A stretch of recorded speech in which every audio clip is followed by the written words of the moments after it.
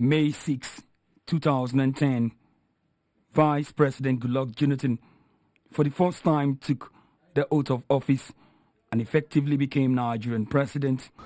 Jonathan stepped in following the death of former President Yar'Adua, but his accession wasn't without controversy, and Nigeria needed a famous doctrine of necessity to wriggle out of a difficult situation. You know how it was. The president was of the country. We were not sure, okay, how is he doing? When is he going to come back? He left in a very suspicious manner, and Nigerians were kept in everything was shrouded with so much secrecy.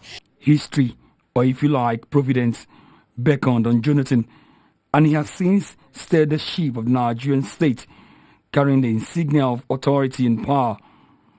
This makes it difficult for Jonathan or anyone else to discountenance the 1 year he stood in for Yar'Adua. What that first oath was about, it could be rightly considered as an intervention, a period of intervention, because of the vacuum created by the death of the other one. So if that is understood, and if that is acceptable, then we can discountenance that. On May 29, 2011, Jonathan took his second oath of office after winning the election.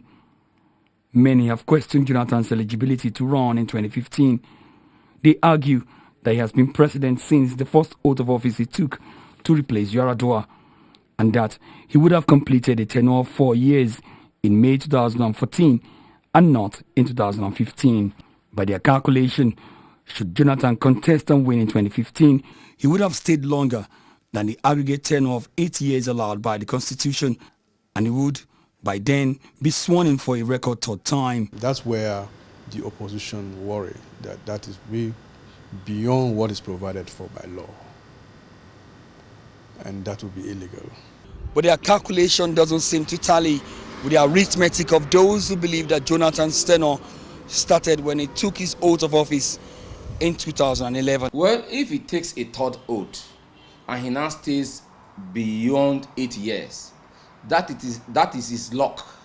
Don't forget that it has now become part of our laws, this issue of doctrine of necessity.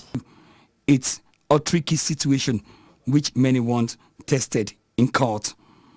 But the solution may simply lie in the spirit of the doctrine of necessity, which was passed in the first place to accommodate the ambiguities in the system. That doctrine of necessity was what made him to complete the tenure of Yar'Adua. Having completed that under the doctrine of necessity, we must not come back to the Constitution. And as far as the Constitution is concerned, the only time he has taken the oath of office for himself for 4 years was in 2011. President Jonathan is yet to declare whether or not he wants to contest, and this may not be unconnected with the controversy over his eligibility to run. Omo Bazwaye, AIT News, Abuja.